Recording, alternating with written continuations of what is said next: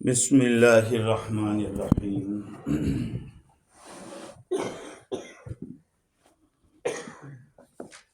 الحمد لأہلہ والصلاة علی اہلہا وبعد، فقد قال اللہ سبحانہ وتعالی فی کتابہ انما حرم علیکم المیتۃ والدم ولحم الخنزیر وما اہل بہ لغیر اللہ، صدق اللہ العظیم۔ سبق نہیں ہے تو پھر دیکھیے، گفتگو ہے ایک اہم گفتگو جس کے اندر ہم لوگ اکثر مبتلا ہوتے ہیں۔ آج تک جو ہم نے گفتگو سنی اس کا تعلق نجاست حکمیہ کے ساتھ، ایک ہے نجاست حقیقی اور ایک ہے نجاست حکمی۔ حکمی کا مطلب یہ ہے کہ آپ نے پیشاب کیا، وہ تو آپ صاف کر کے آتے ہیں، تو پھر وضو کیسا؟ تو کہا کہ نجاست حکمن لگی ہوئی ہے۔ غسل آپ کو فرض ہوا، آپ نے اس حصے کو دھو لیا، کہا میں ناپاک ہوں، پھر کہاں دکھتی ہے ناپاکی؟ نہیں دکھتی، تو کہا یہ نجاست حکمی ہے، اس کو حکم دیا گیا کہ نجاست والا ہے، حقیقت میں تو کوئی دکھتی نہیں ہے۔ اب جو گفتگو ہوگی آج ہماری، اس کا تعلق ہوگا نجاست حقیقیہ کے ساتھ، یعنی یہ نجاست ہے، ناپاک چیز ہے، اس کے بارے میں ہمیں گفتگو کرنا ہے کہ ناپاک جو چیز ہے اس کی کتنی قسمیں ہیں۔ بھئی کتا مرا ہوا ہے، وہ ناپاک ہے۔ بلی مری ہوئی ہے، وہ ناپاک ہے۔ خنزیر چاہے مردہ ہو یا زندہ ہو، ہر حال میں وہ ناپاک ہے۔ تو ان چیزوں کے احکام ہیں۔ امام حقیقی کیا جو دکھائی دیتا ہے، حقیقی جس کا کچھ حصہ ہو، نظر آتا ہو، سچ میں وہی نجاست ہے۔ یوں حقیقی کا مطلب یہ ہے ریئل نجاست، یہ دکھائی تو دیتا ہاں وہی۔ وہ حکمی دکھتی نہیں ہے کہ آپ کا وضو نہیں ہے، کہاں دکھتا ہے؟ غسل آپ پر فرض ہے، کس کو پتا؟ خود کو بھی نہیں دکھتا ہے کہ غسل میرے اوپر فرض ہے۔ وہ نجاست حکمیہ اور یہ نجاست حقیقیہ۔ امام کرخی رحمۃ اللہ علیہ نے لکھا کہ انسان کے بدن سے وہ چیز جو نکلتی ہے جس کی وجہ سے وضو لازم ہوتا ہے یا غسل لازم ہوتا ہے، وہ نجاست ہے۔ انسان کے بدن سے جو چیز نکلتی ہے، اس کے نکلنے سے اگر وضو لازم آتا ہے، خون نکلا ہے بہنے والا، یہ خون ناپاک ہے۔ وومیٹ ہوئی آپ کو، تھوڑی سی ہوئی ہے، وہ ناپاک نہیں ہے، اس لیے کہ اس سے وضو نہیں ٹوٹے گا۔ منہ بھر کے آئی ہے تو وضو ٹوٹے گا۔ تو اسے کیا ہوگا؟ اگر بچے نے چھوٹی سی ایسے تھوڑی سی قیاب کے اوپر کر دی اور آپ نے ایسے ہی نماز پڑھ لی، نماز ہو جائے گی۔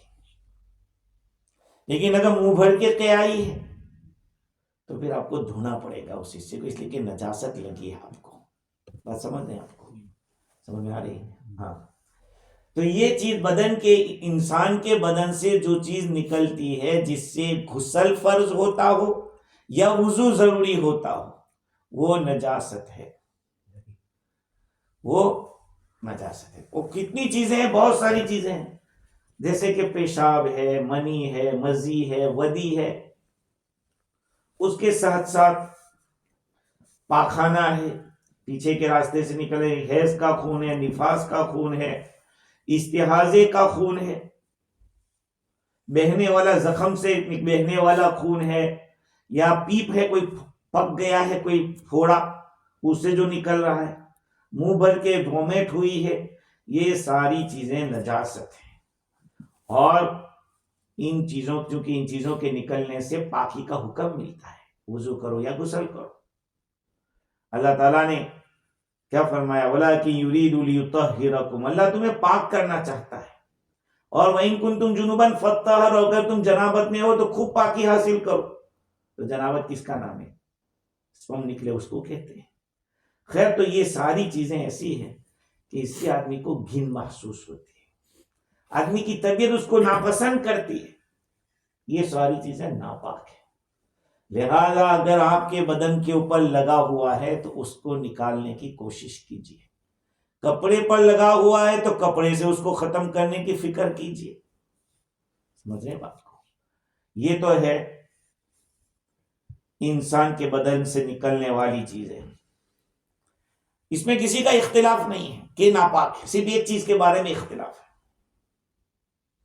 منی جس کو کہیے اسپرم، اس کے بارے میں صرف اختلاف ہے، اور وہ کس کا؟ امام شافعی رحمت اللہ علیہ کا۔ ایک دفعہ ڈاکٹر ذاکر نائک نے کھلے عام میدان میں یہ کہہ دیا کہ اسپرم پاک ہے۔ بھئی کلیئر کرو کس کے نزدیک پاک ہے؟ امام شافعی رحمت اللہ علیہ نے اس کو پاک کہا ہے۔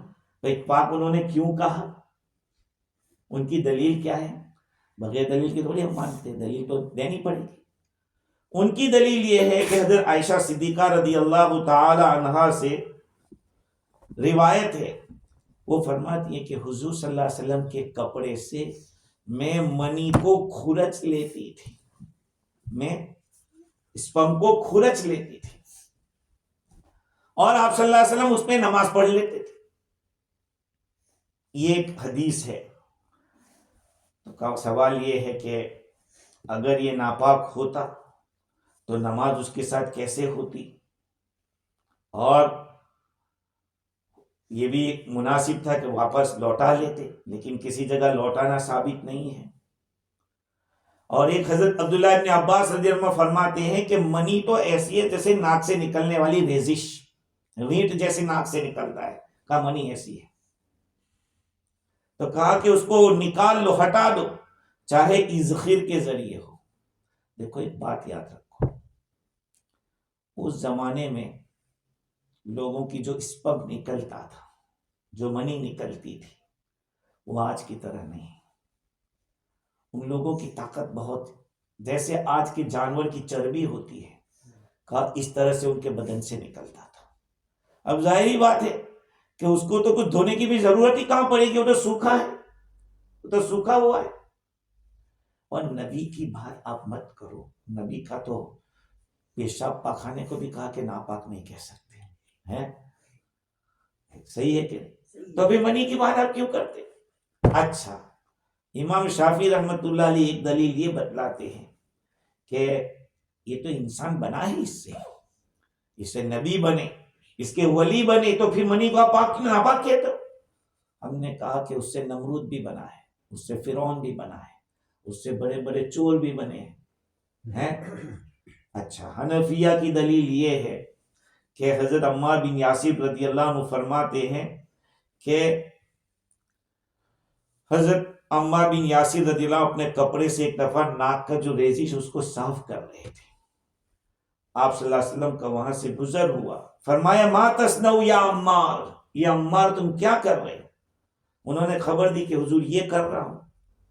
حضور نے فرمایا کہ یہ تیرا ناک کی جو ریزش ہے، آنکھ کے جو آنسو ہے، وہ کیا ہے؟ وہ اور پانی سب برابر ہے۔ تو حضور نے فرمایا کہ دیکھو، کپڑے کو دھویا جاتا ہے 5 چیزوں کی وجہ سے، 5 چیزیں اگر لگی ہو تو دھونا پڑے گا۔ پیشاب لگا ہے، پیشاب لگا ہے، اب پیشاب لگا ہے تو پتہ نہیں چلتا کہ پانی ہے یا کیا ہے، اس لیے کیا کہا کہ جہاں پیشاب لگا ہے آپ کو اس حصے کو 3 مرتبہ دھو، نچوڑ دو۔ ایک دفعہ دھویا، نچوڑا، دوسری دفعہ دھویا، پھر نچوڑا، تیسری دفعہ آپ نے دھویا، پھر خوب نچوڑے، یہ پاک ہو گیا۔ یہ پاکی کا طریقہ ہے۔ ہم لوگ کیا سوچتے پورا کپڑا ناپاک ہو گیا، پورا کپڑا دھونا پڑے گا، نہیں، ایسا نہیں۔ اگر آپ کو رات کو ویٹ ڈریم ہوا ہے تب بھی جتنا حصہ ناپاک ہو اتنا ہی دھونا ضروری ہے۔ اب یہ مت سمجھو کہ پورا کپڑا ناپاک ہو گیا، میں اب کیا کروں گا، میرے پاس دوسرے کپڑے نہیں ہیں۔ ارے بھائی اتنا ہی دھو کے نماز پڑھ لے تو۔ دین میں آسانی ہے، دین کو سختی کے ساتھ پیش مت کرو، دین بہت آسان ہے۔ ہاں، ایک اور بات، حضور اکرم صلی اللہ علیہ وسلم کی روایت میں عائشہ فرماتی ہے کہ حضور نے عائشہ سے فرمایا کہ جب تو تیرے کپڑے میں منی دیکھے تو اگر وہ ویٹ ہو یعنی گیلی ہو تو اس کو دھو لیا کر، اور اگر خشک ہے تو اس کو کھرچ لیا کر، سمجھو بات کو۔ آج کے زمانے میں کھرچنے سے کام نہیں چلے گا، کیونکہ پتلا پانی ہوتا ہے، وہ کپڑے کے اندر جذب ہو جاتا ہے، اس لیے آپ کو دھو کر نکالنا پڑے گا۔ اس زمانے میں جیسے میں نے کہا کہ جیسی یہ چربی ہوتی ہے، کہا اس زمانے میں اس طرح کا ہوتا تھا، اس لیے ان کو صرف کھرچ دینا کافی ہو جاتا تھا۔ خیر، تو یہ بات تو انسان کے بدن سے نکلنے والی چیز کی تھی۔ ایک بات ہے خون کی۔ خون یہ بھی ناپاک ہے، لیکن کون سا خون؟ وہ خون جو اگر زخم کے اوپر لگا ہوا ہے، مثال کے طور پر آپ نے شوگر ٹیسٹ کرائی، بلڈ ٹیسٹ کرایا، تو بلڈ ٹیسٹ کرانے کے دو طریقے ہوتے، ایک تو بوٹل کھینچ لیتے، اس سے تو وضو ٹوٹ جائے گا، آپ کا وہ تو ناپاک خون نکلا ہے، بہنے والا خون ہے، اور ایک ایسا ہوتا ہے کہ سب مارا اور نکال لیا بس، اور پھر بند ہو گیا۔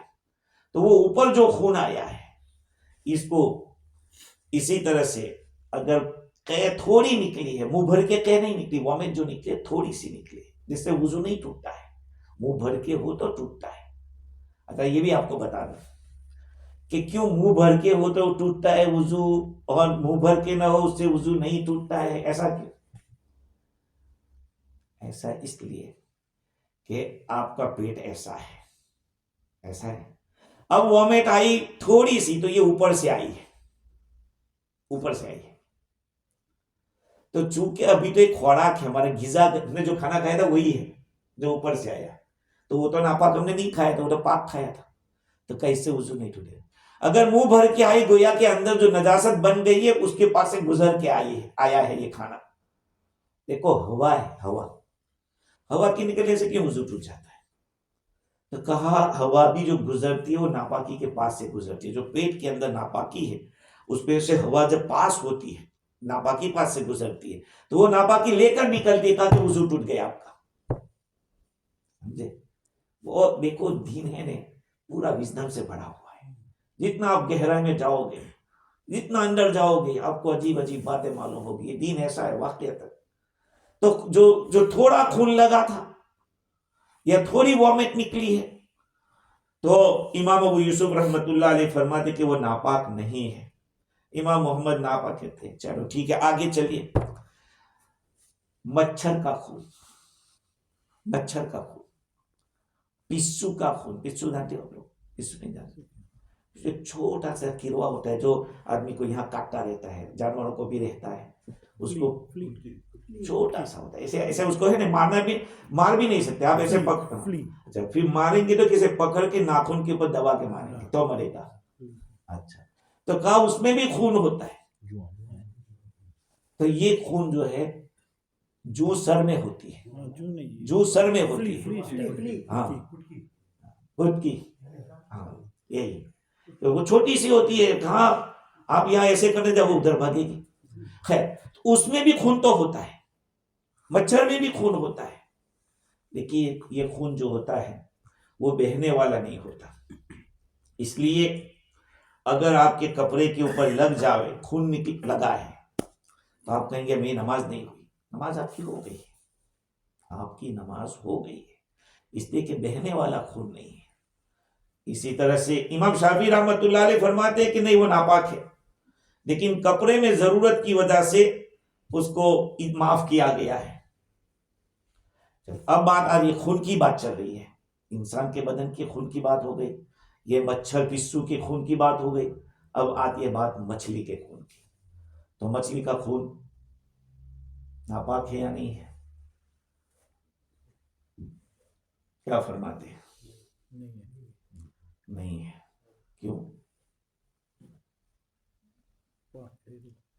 کیوں پاک ہے؟ بولو۔ نہیں، وہ اصل میں کیا ہے، وہ بہنے والا نہیں ہے۔ آپ کہیں گے کہ اتنا بہتا ہے اور آپ کہتے ہیں بہنے والا نہیں ہے، فرق ہے دونوں کا۔ آپ اگر بھیڑے کو ذبح کریں گے، اگر بھیڑے کو یا چوہے کو کسی کو ذبح کریں گے اور اس کا جو بہنے والا خون ہے وہ اس کو دھوپ میں رکھیے، اور مچھلی کو جو آپ نے مارا ہے اور اس کا جو خون نکلا ہے اس کو اب دھوپ میں رکھیے، تو کیا فرق ہوگا؟ مچھلی والا چوبے والا جم جائے گا، چوبے والا کالا ہو جائے گا اور مچھلی والا وائٹ ہو جائے گا، مچھلی والا وائٹ ہو جائے گا۔ اسی لیے مچھلی کو ذبح کرنا نہیں ہے۔ غیر مسلم نے بھی اگر مچھلی ماری حلال ہے کہ نہیں؟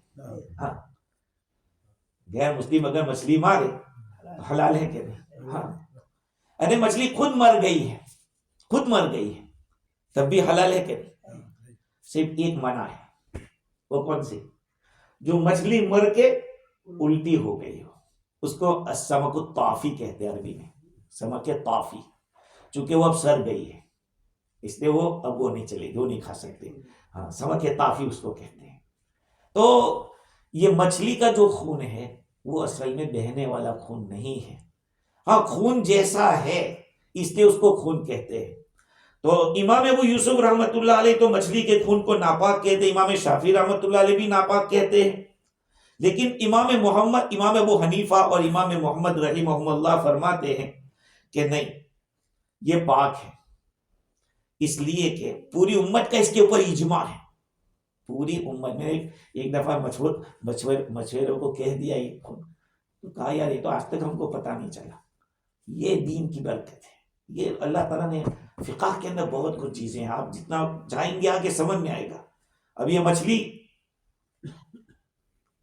مچھلی کی ڈیفینیشن میں جو بھی آئے گا وہ حلال ہے، جھینگا ہے، اسی طرح سے لوبسٹر ہے، اسی طرح سے چاہے شارک مچھلی ہے، چاہے کوئی بھی مچھلی ہو، جس کے اوپر مچھلی کی ڈیفینیشن آئے گی وہ حلال ہے۔ جو مچھلی کی ڈیفینیشن نہیں آئے گی، اور دوسری ایک بات یاد رکھنا، جس میں بہنے والا خون نہیں ہو، جس کے اندر بہنے والا خون ہوگا وہ سمندر میں نہیں رہ پائے گا، سمندر میں وہی رہ پائے گا جس کا بہنے والا خون نہیں ہوگا، یاد رکھنا یہ بھی۔ تو امت کا اس کے اوپر اجماع ہے۔ ایک اور بات کہ جانور کو آپ نے ذبح کیا ہے، جیسے بھیڑے کو ذبح کیا یا بکرے کو ذبح کیا یا چوہے کو ذبح کر لینے کے بعد اس کا خون نکل گیا، لیکن اس کے گوشت کے ساتھ گوشت میں بھی کچھ لگا ہوا ہے خون، وہ پاک ہے یا ناپاک ہے؟ وہ پاک ہے۔ کیوں؟ اگر بہنے والا ہوتا تو نکل جاتا، بہ جاتا۔ ارے ہمارے یہاں فجی کے اندر آپ کے اپنے گھروں میں تو لوگ صفائی کرتے ہیں، یو پی میں تو ایسا ہے کہ ایسے ہی گوشت ڈال دیتے ہیں، دوئے بغیر ڈال دیتے ہیں، پاک ہے نا وہ تو، اس لیے کہ جو ناپاک تھا وہ تو نکل گیا۔ اسی لیے کیا کہا جاتا ہے کہ اس کو جب ذبح کر کے چھوڑے رکھو، اس لیے کہ اس کے اندر جو بہنے والا خون ہوگا وہ سب نکل جائے گا۔ اب جو رہا ہوا ہے وہ جمع ہوا خون ہے، بہنے والا خون، تو بہنے والے خون سے وضو ٹوٹتا ہے، بہنے والا خون ناپاک ہے، جمع ہوا خون ناپاک۔ بلکہ حدیث میں تو یہ آیا کہ احلت لکم المیتتان والدمان، تمہارے لیے دو مردے حلال ہے اور دو خون حلال ہے، دو خون کرنا نہیں، دو خون کھانا حلال ہے۔ کوئی کہے گا کہ یار کہہ دیا خون حلال ہے، تو خون کرنا نہیں، خون کھانا حلال ہے۔ خون کھانا حلال ہے؟ دو خون، میں بھی بتاتا ہوں آپ کو، وہی کہہ رہا ہوں، دو خون، دو مردے حلال ہیں، ایک تو ہے مچھلی، وہ مر جائے کھا سکتے ہیں، دوسرا ٹڈی۔ ٹڈی ایک پرندہ ہوتا ہے، ٹڈی اگر ساؤتھ جاؤ تو آپ لوگوں کو کھانے کو مل سکتا ہے، وہ کبھی وہ سیک ایسے کیا اس کو جھینگا کی طرح سیک کر کھاتے ہیں۔ تو اگر وہ کسی کھیت کے اندر چلا جاتا ہے تو کھیت کو تریا صاف کر دیتا ہے، پورا صفا کر دیتا ہے، چاہے کچھ بھی ہو، ہریالی ہو کے وہ کھا جائے گا، تو اس کو ذبح کرنے کی ضرورت نہیں ہے، وہ حلال ہے۔ تو دو مردے حلال اور دو خون کھانا حلال ہے، ایک الکبد، ایک تہائی۔ جگر کیا ہوتا ہے؟ لیور کیا ہوتا ہے؟ کیا ہوتا ہے؟ جمع ہوا خون ہے کیا؟ تو اس کو کھا سکتے، حضور نے بھی کھایا ہے۔ اور ایک تلی ہے، کوئی نہیں جانے گا تلی کس کو کہتے ہیں؟ تلی آپ جو کہتے ہیں، آپ جو تلی کہتے ہیں ہمارے فجی والے، وہ اس کو کہتے ہیں جو سمسم ہوتا ہے، سمسم، وہ تلی نہیں، جانور میں تلی ہوتی ہے۔ پیٹ کے اوپر جو کلیجی کے ساتھ ایک حصہ ہوتا ہے، جنتی جب جنت میں جائیں گے تو سب سے پہلے اللہ تعالیٰ کیا کھلائیں گے؟ مچھلی کی تلی. ایسے تلی نہیں، مچھلی کی تلی کھلائیں گے. دلی ہے کون سی؟ یہ دیکھو Gereji kita lagi, thora light seri, thora white white dot style, وہ لا نا، thora white white dot style, gereji پر وہ اوجڑی کے ساتھ جو اوج ہوتی ہے، پیٹ ہوتا ہے، اس کے ساتھ جیسے کلیجی چپکی ہے، جس کلیجی کے بازو میں ایک چھوٹا سا ایسا ٹکڑا چپکا ہوا ہوتا ہے، تو وہ بھی خون ہے جمع ہوا. thora dot dot white. اب تلی کے ہم لوگ اس کو تلی کہتے ہیں گجراتی میں. ہم جب چھوٹے تھے تو اس کے اوپر نمک ڈال کے جیسے ڈائریکٹ آگ میں سیکتے ہیں، اس طرح کھاتے تھے. اور کھانا چاہیے. اگر کوئی بچہ پیشاب کرتا ہو نیند میں، اس کو پیشاب کی عادت ہو تو کہا کہ اس کو کھلاؤ، تو دکھا دیں گے انشاءاللہ. چوا لکھا ہی ہے کہ بیان چلو ہم خیر، اب تو یہ دو خون، یہ جو جمے ہوئے خون ہے، ایسے خون کھانا حرام ہے. عرب لوگ پہلے کیا کرتے تھے؟ عرب لوگ کیا کرتے؟ اونٹ کو ذبح کرتے اور کھڈا کھود کے جتنا بہنے والا خون ہوتا اس کو وہاں پہ جمع کرتے. جمع کرنے کے بعد وہ جم جاتا، اس کو پھر آگ میں سیک کر کھاتے تھے.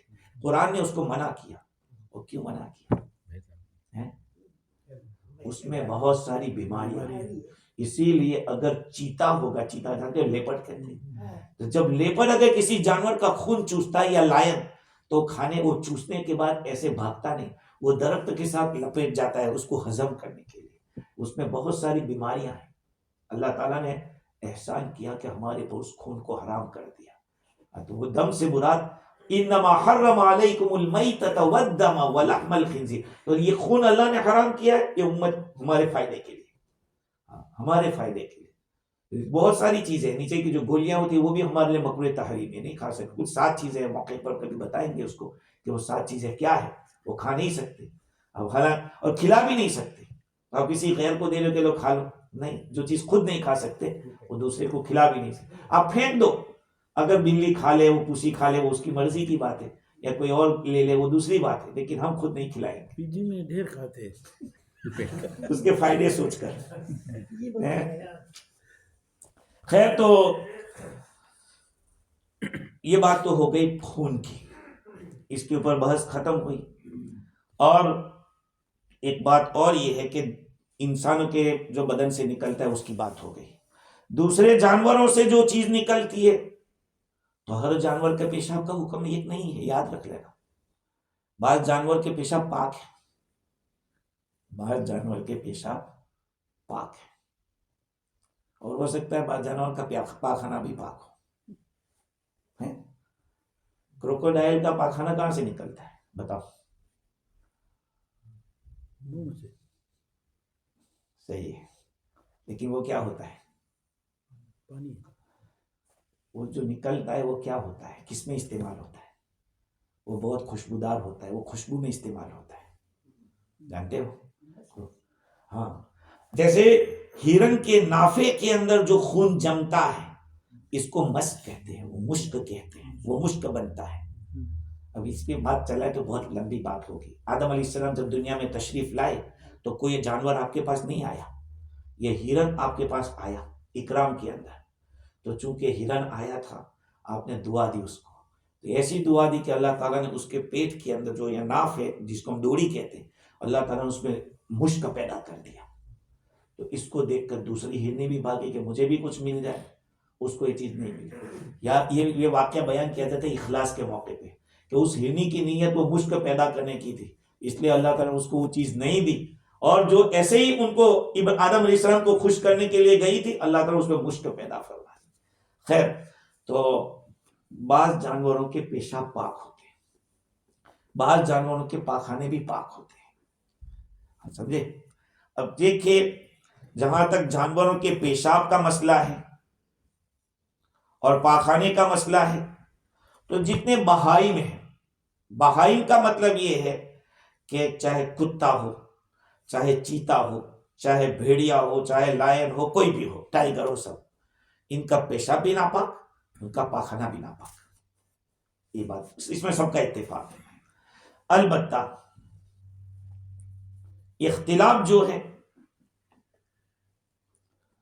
اس جانور کے بارے میں کہ جس کا گوشت کھایا جاتا ہے، جس جانور کا گوشت کھایا جاتا ہے اس کا پیشاب پاک ہے یا ناپاک۔ یہ مسئلہ کیوں پیدا ہوا؟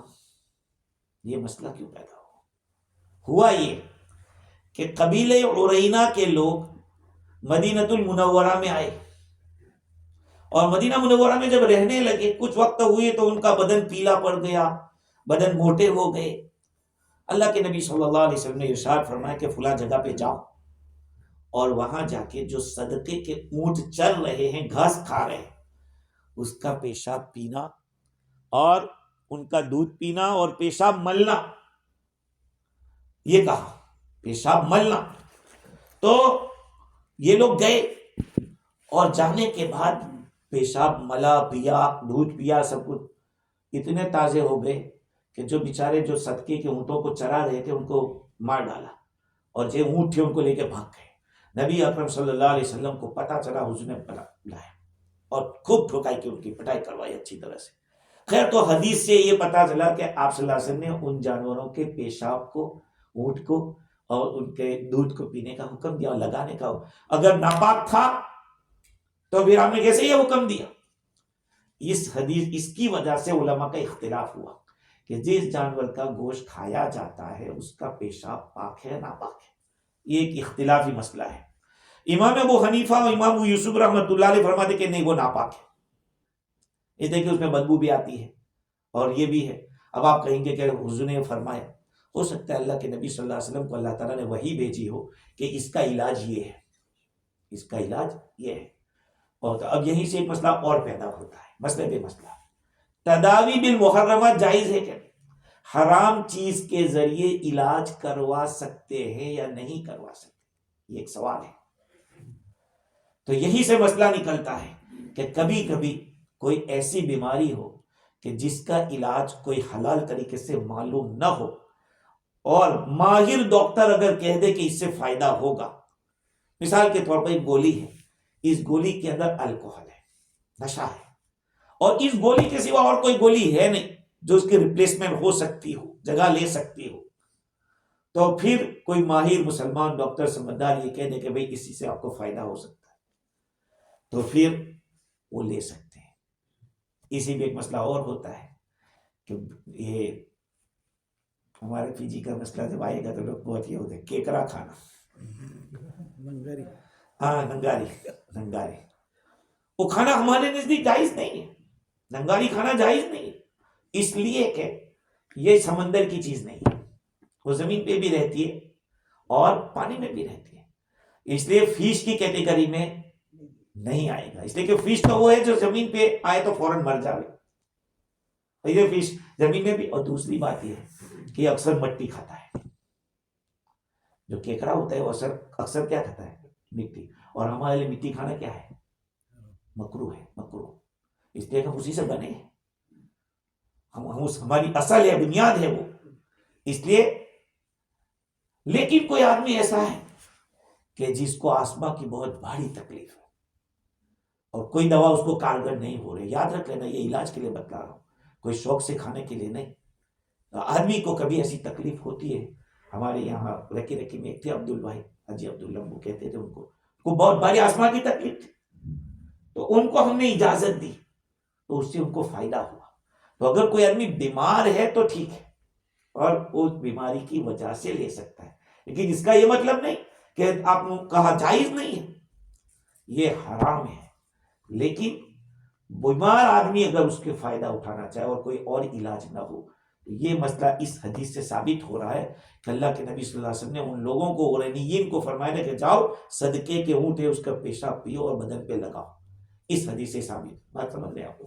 تو اب مسئلہ یہ ہوا کہ جس جانور کا گوشت کھایا جاتا ہے اس کا پیشاب امام ابو حنیفہ اور امام محمد یعنی طرفین جن کو کہتے ہیں ان کے نزدیک ناپاک ہے، لیکن امام ابو یوسف رحمۃ اللہ علیہ فرماتے ہیں نہیں، امام ابو حنیفہ اور امام ابو یوسف ناپاک کہتے ہیں، امام محمد طاہر پاک کہتے ہیں۔ اگر یوں کہ ان کا کہنا یہ ہے کہ اگر چھوٹے برتن میں کچھ گر گئے کا دو ڈراپ تو کوئی حرج نہیں ہے امام محمد کے نزدیک۔ امام صاحب تو یہ فرمائے کہ چاہے تھوڑا بھی ہو لیکن وہ ناپاک ہے۔ اچھا، ان کی دلیل میں نے آپ کو بتا دی. ان کی دلیل کیا جو ناپاک کہہ رہے ہیں؟ حضرت عمار رضی اللہ تعالیٰ نے جو باتیں بتلائی کہ کپڑے کو 5 چیزوں کی وجہ سے دھویا جائے گا، ان میں سے ایک پیشاب بتلایا، اور ایک دوسری روایت یہ کہ استنزہوا من البول، پیشاب سے بچو. کس کے پیشاب سے بچو؟ مطلق بتایا. اس حضور صلی اللہ علیہ وسلم نے ارشاد فرمایا استنزہوا من البول، پیشاب سے بچا کرو، اس لیے کہ عامت عذاب القبر منہ، اس لیے کہ اکثر قبر کا عذاب اس سے ہوتا ہے. وہ آدمی پیشاب کھانے میں گیا اور بھاگا، ارے بھائی بہت جلدی، اسٹیل کے نل تو ہے نہیں کہ بند کر دیا چپکنا بند ہو گئی، ایسا تو ہے ہوتا ہے. آدمی تھوڑی دیر رک کے پیشاب کر کے آوے، ذرا انتظار کر لے.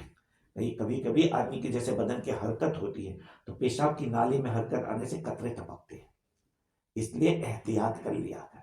نبی اکرم صلی اللہ علیہ وسلم نے دیکھا کہ تو آدمی کو عذاب ہو رہا تھا، فرمایا کہ بہت چھوٹی بات تھی، پیشاب سے نہیں بچتا تھا، دوسرا چگلی کرتا تھا. یہ 2 باتیں جس سے بچنا مشکل نہیں تھا.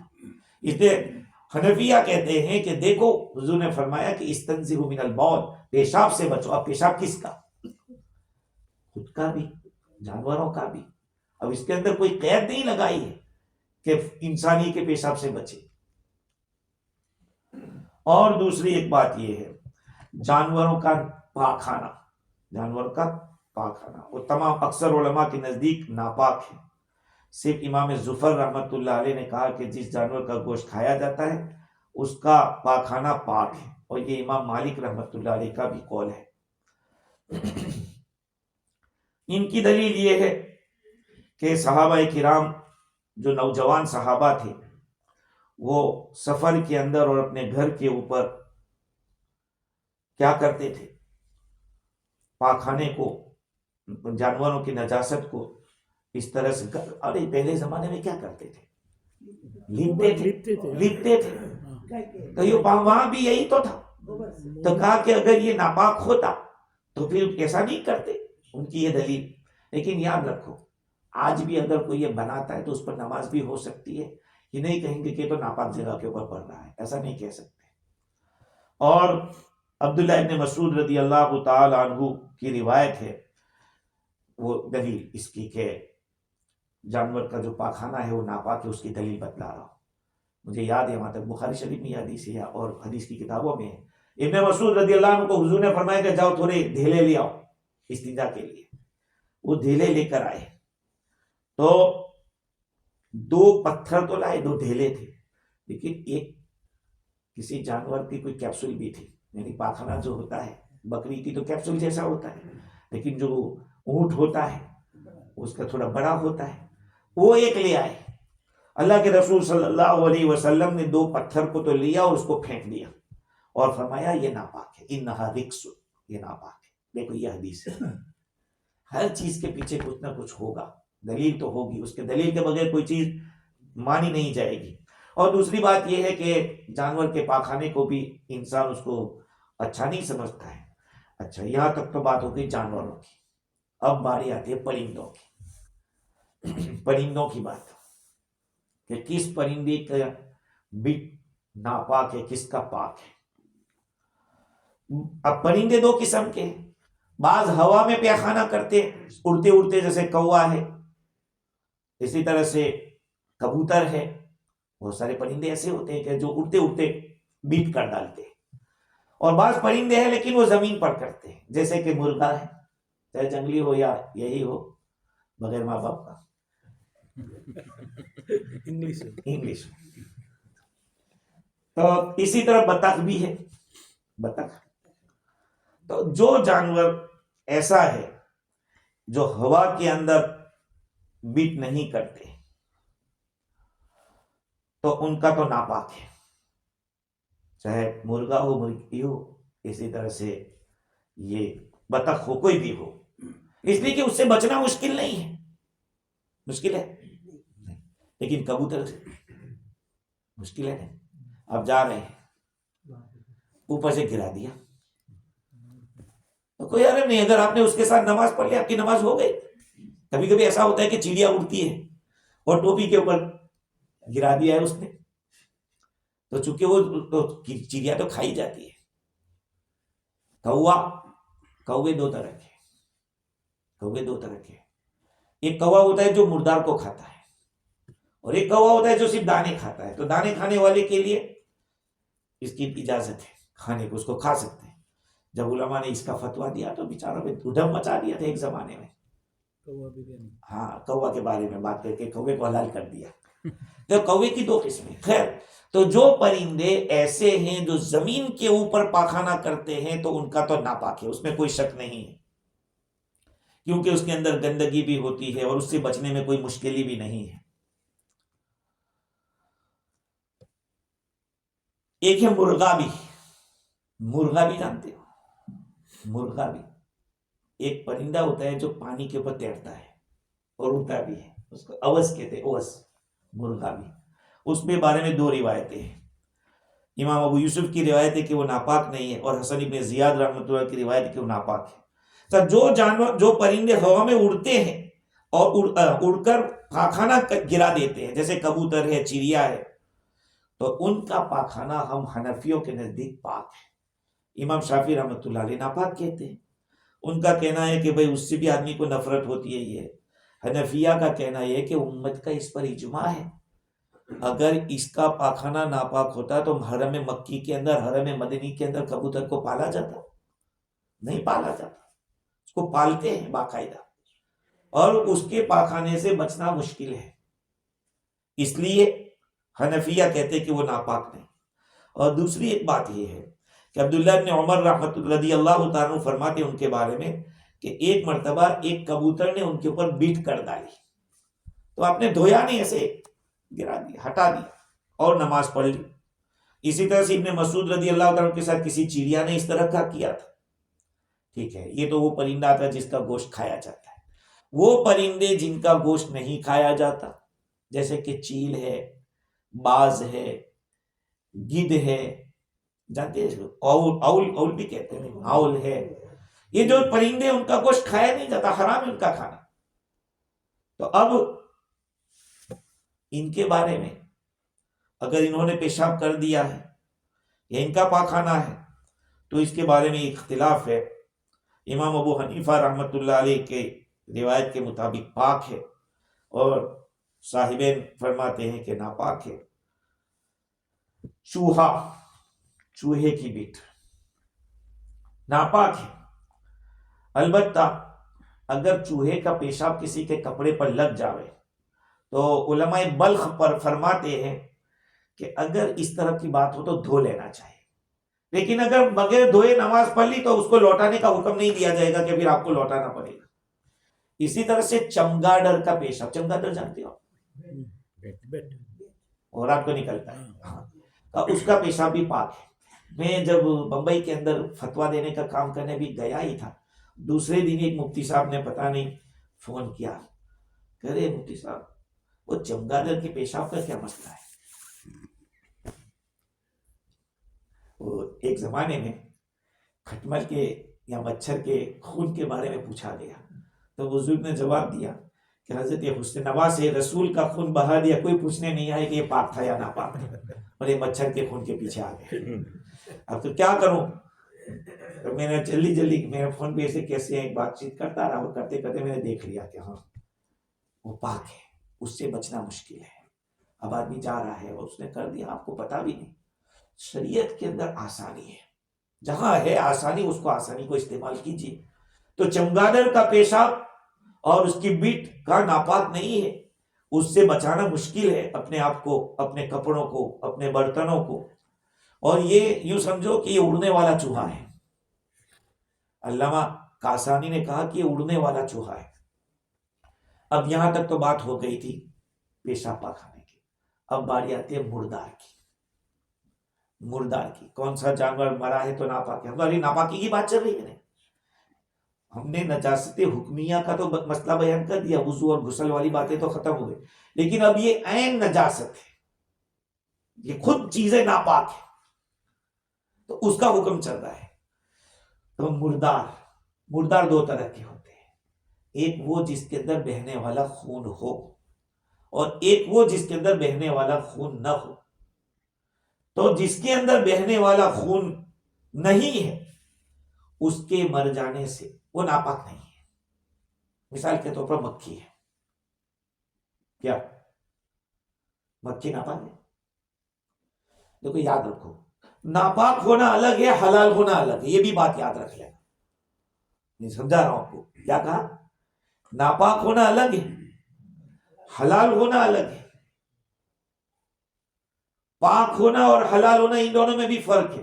بھائی ناک سے جو نجاست ریزش نکلتی ہے، ریٹ جو نکلتا ہے، وہ ناپاک ہے؟ بولیے، ناپاک نہیں ہے. لیکن کیا حلال ہے؟ نہیں، حلال نہیں ہے. ہاں دیکھیے، تو ایک چیز یہ پاک ہے، آپ کے رومال کے اندر آپ نے نکالا اور رومال جیب میں، نماز ہو جائے گی. سمجھ رہے ہیں؟ اگر ناپاک ہوتا تو رومال کے ساتھ نماز نہیں.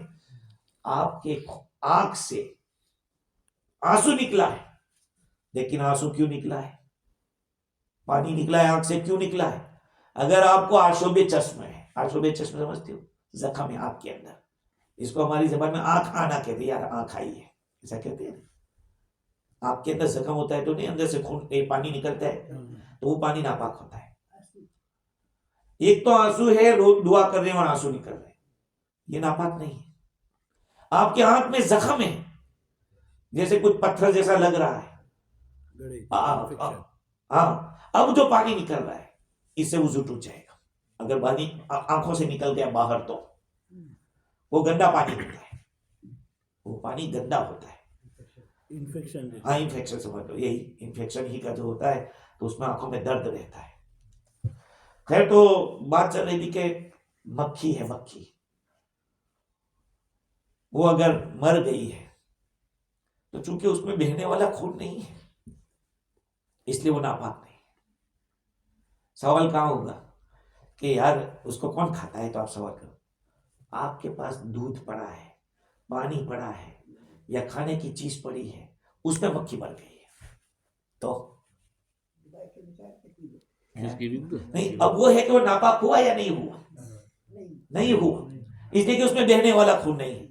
حدیث شریف میں تو یہاں آیا کہ اللہ کے رسول صلی اللہ علیہ وسلم کی روایت، حضرت ابو سعید خدری رضی اللہ عنہ فرماتے ہیں کہ اذا وقع الذباب فی اناء احدکم فانقلوا ثم انقلوا، جب تمہارے کسی کے برتن کے اندر مکھی گر جائے تو آپ اس کو ڈبکی دے دو، پھر اس کو نکال لو، پھر آپ استعمال کرو.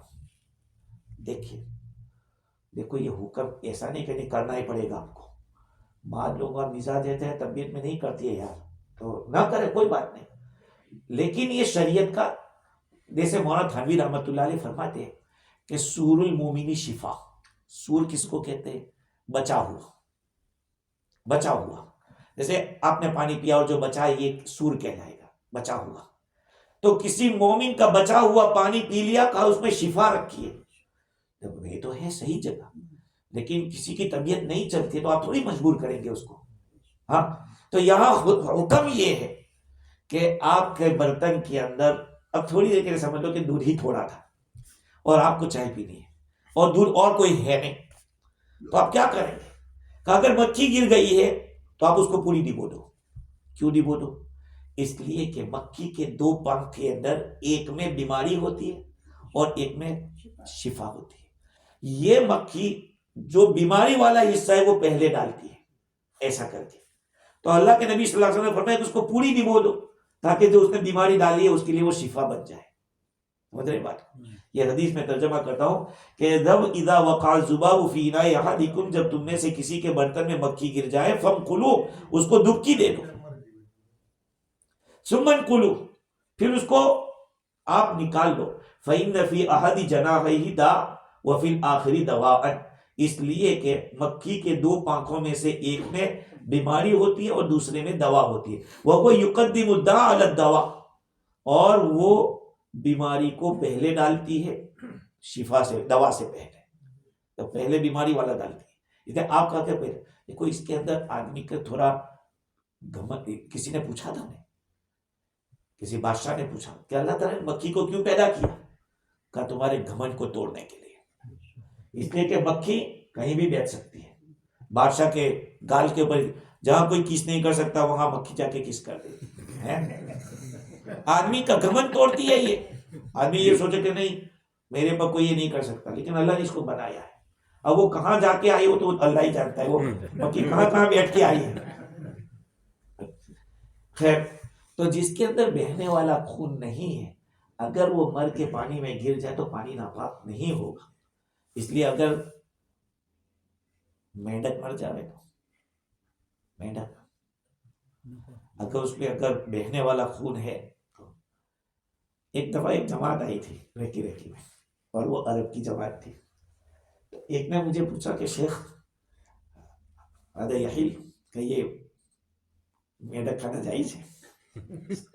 میں نے کہا یہ اس کو دیکھتے ہی اپنے کو گھین لگتی ہے, لیکن ایک بات بتاؤں, میں نے حدیث میں پڑھا کہ حضور اکرم صلی اللہ علیہ وسلم کا ارشاد ہے کہ مینڈک کو مارا نہیں جائے گا. کچھ چیزیں حدیث میں آئی ہیں کہ جس کو مارا نہیں جائے گا, ان میں سے مینڈک بھی ہے. کیوں مینڈک کو کہا گیا؟ اس لیے کہ ابراہیم علیہ السلام کو جب آتش نمرود میں ڈالا گیا تھا تو یہ جا کے بجھا رہا تھا, یہ بجھا رہا تھا. اور یہ چھپکلی اور اس کی جو فیملی ہے جس کو آپ لوگ اگوانا کہتے ہیں, اگوانا کہتے ہیں, ہاں ہم لوگ اس کو کھاکیرا کہتے ہیں, اس کو ہیڈا بھی کچھ کہتے ہیں. تو کہا کہ یہ پھونک مارنا تھا جلانے کے لیے. تو حکم دیا, حضرت عائشہ رضی اللہ تعالیٰ کے کمرے میں ایک ڈنڈا برچھا رہتا تھا, جب کبھی چھپکلی اس طرح نکلتے مار دیتی تھی. تو کہا کہ اس کو اگر ایک جھٹکے میں مار دیا تو 10 نیکیاں ملے گی. اب سوال یہ ہے کہ جس نے کیا ہوگا اس نے کیا ہوگا, کہ بعد والوں کو یہ سزا کی. تو کہا کہ ان کی طبیعت میں, ان کی فطرت میں یہ چیز رکھی ہے, شرارت. کہا کہ ایک پوری قوم کو یہ سزا دی جائے. خیر, تو وہ جانور جس میں بہنے والا خون ہو, اب بات آتی ہے دیکھنا, جس میں بہنے والا خون ہو, ایسے جانور میں وہ اجزاء جس میں خون جاتا ہے وہ ناپاک. مثال کے طور پر چوہا ہے, وہ کھایا جاتا ہے کہ نہیں؟ بیڑا ہے, کھایا جاتا ہے کہ نہیں؟ اسی طرح سے بکری ہے, کھائے جاتے ہیں. اگر وہ مر گئے تو ان کے بدن میں وہ حصہ جہاں پہ خون جاتا ہے وہ ناپاک ہوگا. لہذا گوشت اس کا ناپاک, مردار کا. کیوں؟ اس لیے کہ جب اپنی موت مر گیا ہے تو اس کا جو بہنے والا خون تھا وہ تو نکلا نہیں, جو ناپاک تھا. تو یہ کس نے لے لیا؟ گوشت نے لے لیا, چمڑے نے لے لیا. تو یہ جتنی چیزیں ہیں جس کے اندر خون جا سکتا ہے وہ ناپاک ہوگا. اور جس میں خون نہیں جاتا, مثال کے طور پر سینگ ہے, تو سینگ میں جاتا ہے خون؟ نہیں جاتا, تو سینگ ناپاک نہیں ہوگا. اسی طرح سے یہ ہڈیاں یاد رکھنا, ہڈیاں ہیں اس میں. البتہ یاد رکھ دینا, ایک جانور خاص طور پہ خنزیر, پگ, وہ چاہے اس کو 100 پانیوں سے دھو ڈالو یا 100 چھریوں سے ذبح کر ڈالو, وہ پورا کا پورا ناپاک رہے گا.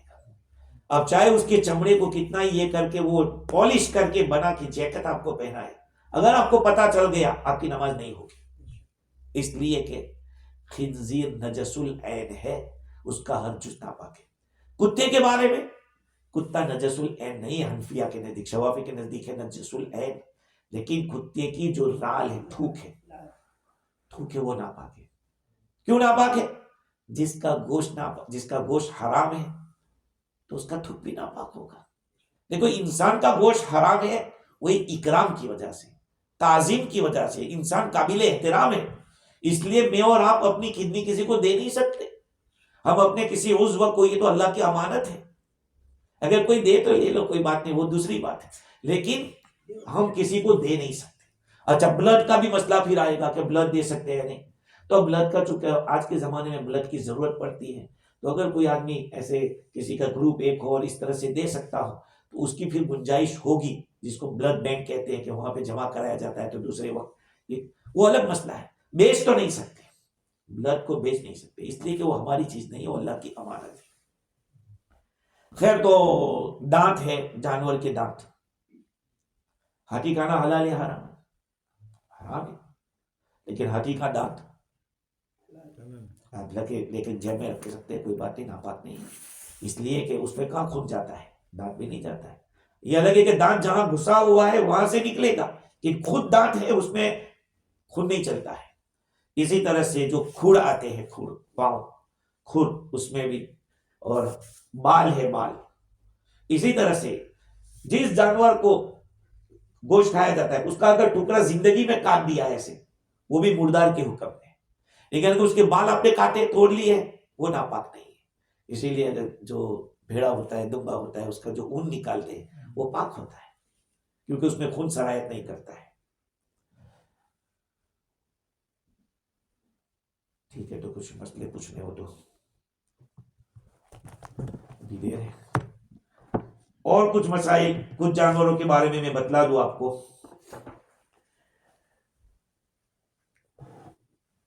خنزیر امام ابو حنیفہ رحمۃ اللہ علیہ نے اس کو نجس العین قرار دیا کیونکہ قرآن نے اس کو رجس کہا ہے. رجس کے معنی گندگی ناپاک.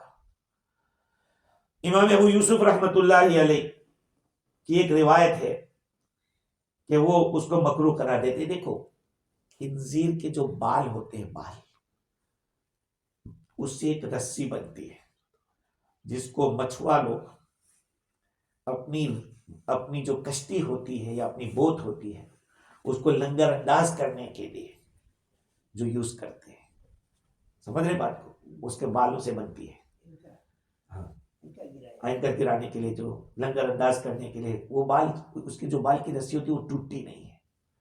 امام محمد رحمۃ اللہ علیہ جو بہت بڑے فقیہ گزرے ہیں وہ پینٹنگ کا کام کرتے تھے. ان کو ملنے کے لیے جاتے تھے ان کے پاس بیٹھتے تھے. کیوں جاتے تھے؟ کیونکہ جو پینٹ کا جو برش ہوتا ہے اس میں بھی خنزیر کے بال استعمال ہوتے ہیں. ہاں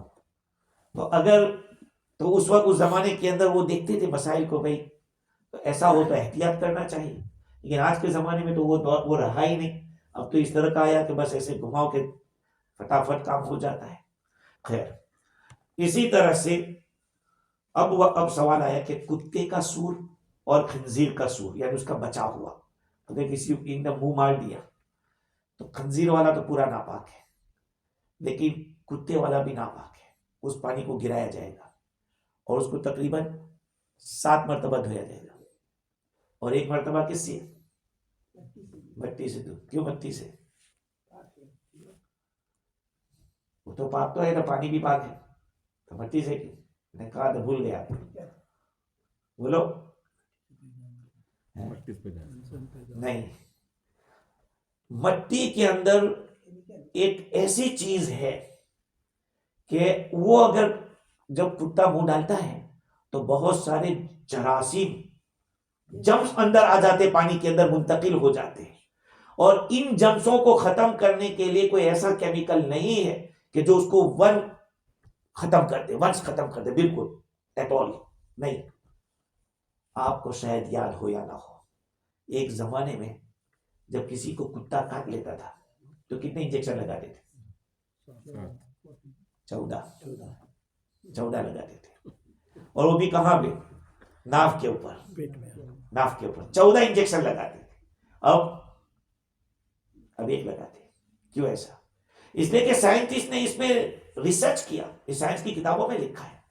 انہوں نے ریسرچ کیا کہ اس کا جو جمس ہوتا ہے کتے کا وہ ایک ایسا مادہ جو زمین کے مٹی کے اندر ہے وہ زیادہ پایا جاتا ہے.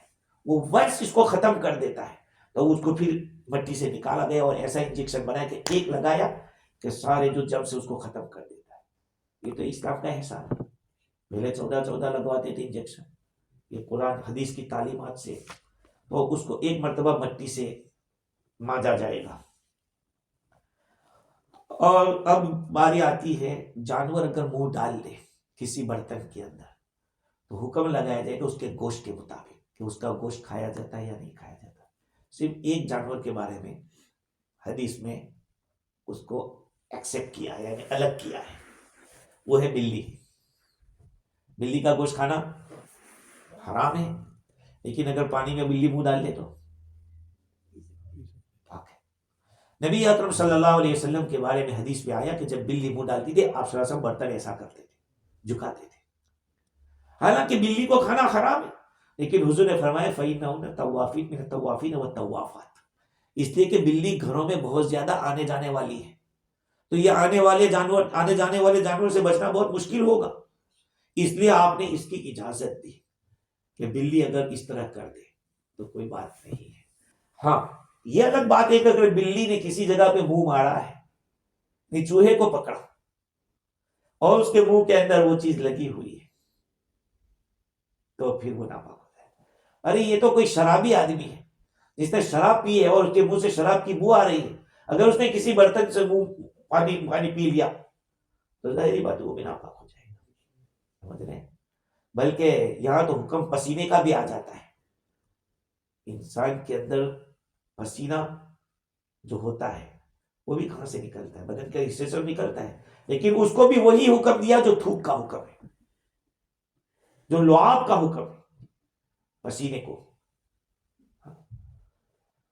اگر آپ کا کپڑا ناپاک تھا اور سوکھ گیا، ناپاک کپڑا سوکھ گیا، آپ کا پسینہ نکلا اور پسینے سے وہ گیلا ہو گیا، آپ کا کپڑا، آپ کا بدن بھی ناپاک ہوگا. سمجھ لیں بات کو؟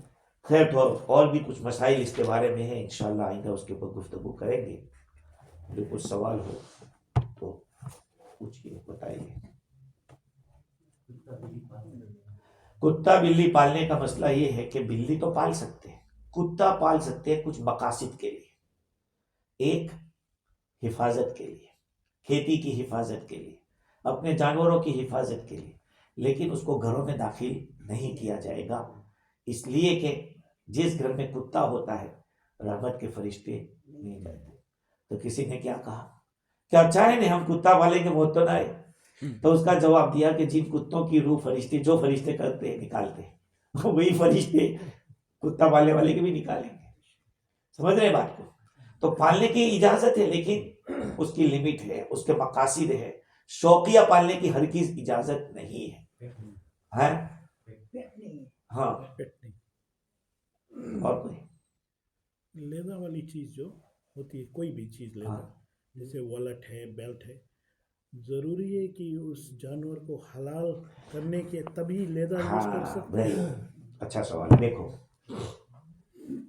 اگر خنزیر ہے تو اس کا سوال ختم کر دو.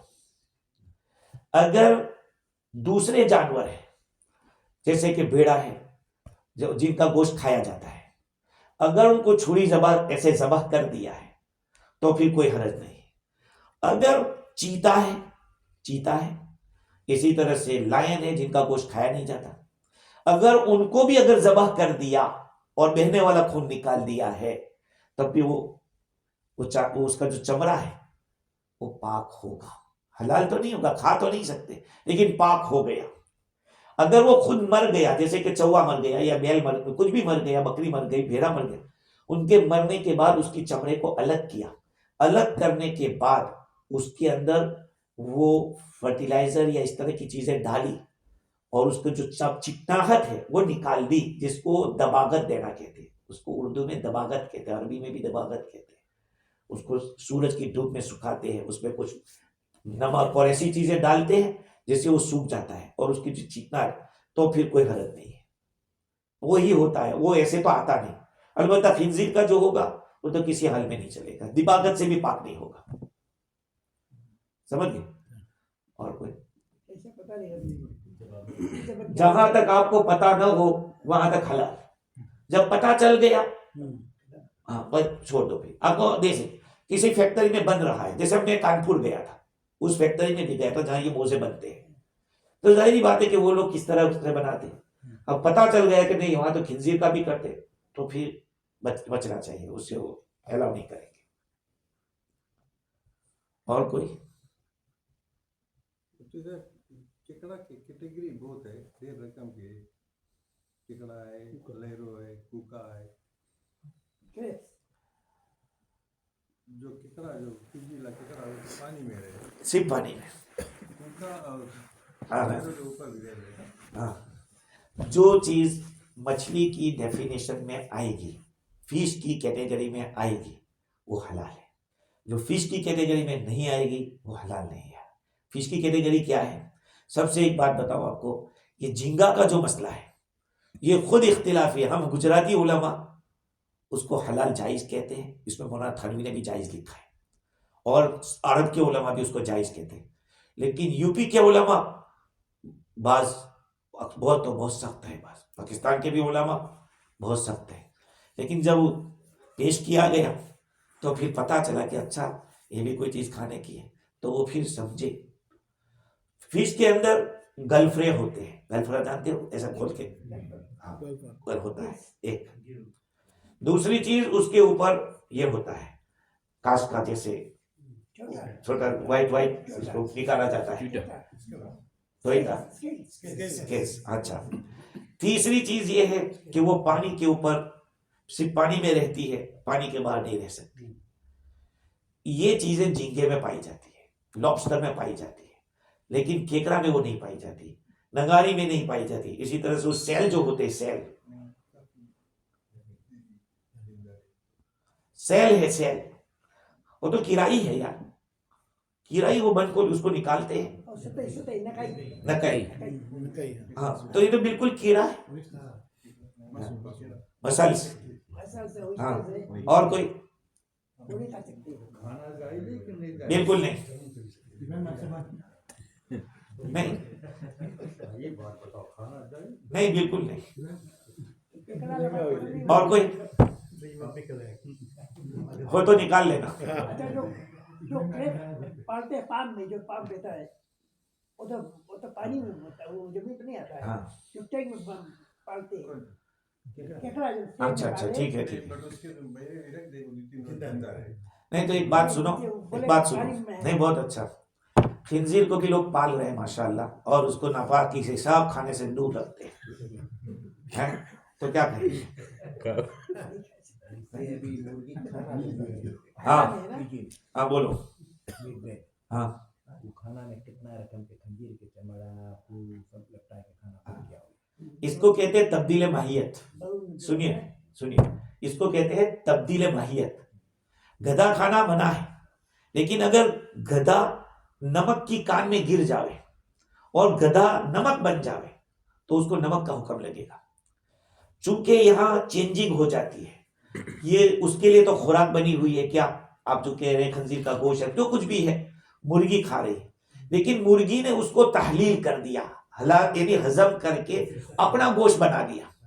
تو اب یہ ہم نہیں کہیں گے کہ ہم نے خنزیر کھایا ہے، ہم یہ نہیں کہیں گے، ہم کہیں گے ہم نے مرغی کھائی، پروسیس کیا ہاں بس بولی چینج ہو گیا پورا۔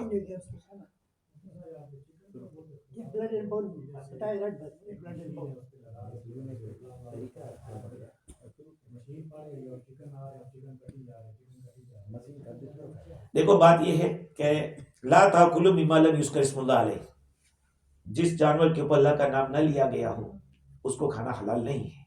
اب یہ ہے کہ ہر جانور کے اوپر بسم اللہ پر بولنا ضروری ہے، جو ذبح کرنے والا ہوگا اس کو بولنا پڑے گا۔ سنیے پورا سنیے، فقہ کی کتابوں میں ایک مسئلہ لکھا ہے کہ ایک ہی مرتبہ بسم اللہ کو بولے اور 10 جانور حلال ہو جائے، وہ ہو سکتا ہے۔ کیسے؟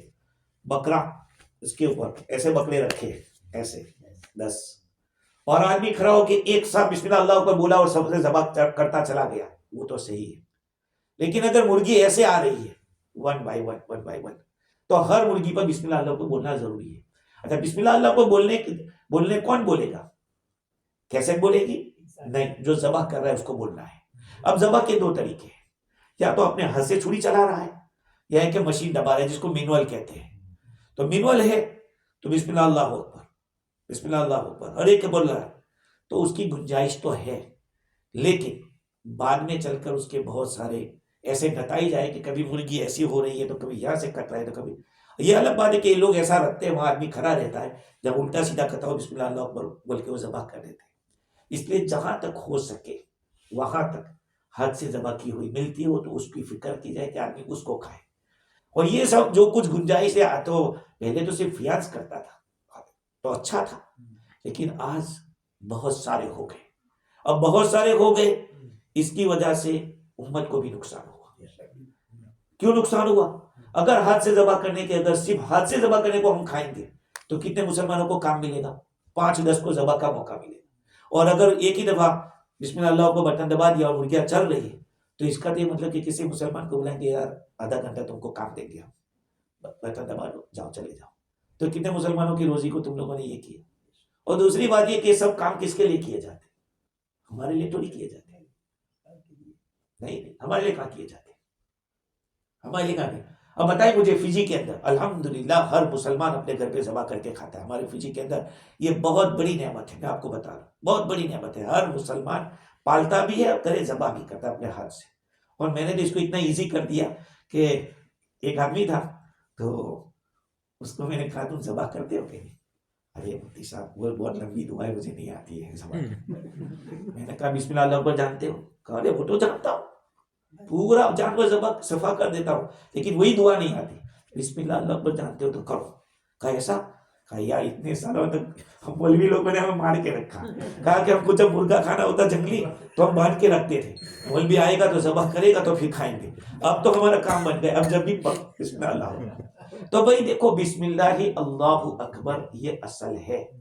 اور تو الحمدللہ فجی کے اندر تو ایسا ہے. لیکن اب وہ جو کر رہے ہیں جن کو اجازت دی جا رہی ہے کہ بھائی مشی پہ چلے گا, لیکن الحمدللہ فجی والوں نے تو اس کو ایکسیپٹ نہیں کیا. میں خود اس مجلس میں بیٹھا ہوا تھا, نہیں کیا مشیپ والے کو.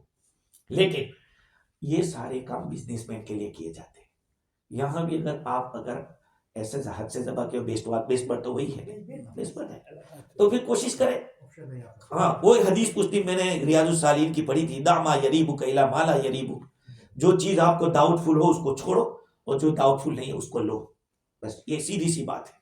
اور حدیث میں آیا استفتی قلبک, اپنے دل کو فتویٰ پوچھو, تمہارا دل تمہیں بتائے گا کہ میں صحیح کر رہا ہوں یا غلط کر رہا ہوں. ابھی جو حج پہ جاتے ہیں یہ نیوزیلینڈ سے چکن جاؤ ہے یا پاکستان سے جاؤ ہے مشین کٹ وہ اتنا حج کھائے.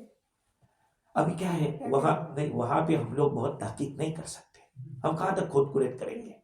اگر آپ احتیاط کرنا چاہو جیسے بعض لوگ کرتے ہیں تو پھر سبزی کھاؤ. نہیں کھاؤ. اور میرا ایک دفعہ ایسا ہوا کہ ہمارے گروپ لیڈر نے یہ جو مرغی لایا تھا وہ دوسرے ملک کی تھی, تو وہاں کے علماء نے اس کو منع کیا ہے. تو میں نے کہا یار میں تو نہیں کھاؤں گا. کہا یار میں کہا نہیں میں دال کھاؤں گا, اس میں کیا ہے. تو دال بھی تھی اور وہ بھی تھا. تو گروپ لیڈر کو پتا چل گیا کہ انہوں نے نہیں کھائے, تو دوسرے دن وطن ہی لائے, یعنی جہاں خود ہاتھ سے ذبح کی جاتی ہے وہاں مکہ میں بھی ایسے بھی ملتی ہے, صدقے نہیں ملتی. تو میں نے کہا حدیث میں آیا ہے من ترک شیئا للہ عوضہ اللہ خیرا منہ, جو آدمی اللہ کے لیے کسی چیز کو چھوڑے گا اللہ اسے بہتر چیز عطا فرمائے گا. لیکن ہم لوگ تو رہا کہاں جاتا ہے, شک ہے تو چھوڑ دو, شک نہیں, دوسرے کو شک میں ڈالو بھی مت. جو کھا رہا ہے اس کو کھا لینے دو, سمجھے. یہاں تک مسئلہ آیا کہ ایک روزے کا مہینہ ہے اور روزے کے حالت میں ایک آدمی کھانا کھا رہا ہے, تو آپ یہ مت کہو یار تیرا روزہ نہیں ہے, اس کو کھا لینے دو. اگر کمزور آدمی ہے تو, جوان ہے تو یاد دلا دو کہ تمہارا روزہ نہیں, کمزور ہے بھائی کھا لینے دو. کھانے کے بعد پوچھو تو پھر کوئی بات نہیں, کیوں اس کو اللہ کھلا رہا ہے, اللہ کھلا رہا ہے. تو اب یہ کہ کھاؤں کا شک کو شبے میں ڈالنا آپ کو نہیں ہے تو آپ مت کھائیے. نیوزیلینڈ میں اوکلینڈ میں کتنا ریسٹورینٹ ہے اور ہندو ہے, اگر مسلمان کام کرے ہم لوگ میں ڈاؤٹ نا. آپ کو شک ہے مت جائیے, بالکل نہیں. اور احتیاط دیکھو, تقویٰ پرہیزگاری نام کس کا ہے؟ حضرت عمر نے کیا فرمایا کہ کسی جھاڑ جھنکار میں جاؤ تو کیسے کپڑے بچا بچا کے چلتے ہیں, ایسی کا نام تقویٰ ہے. اور اگر نہیں کھائیں گے, اگر کچھ نہیں تو مر نہیں جائیں گے. خیر اللہ تعالیٰ ہم سب کو دین کی صحیح سمجھ عطا فرمائے. سبحان اللہ.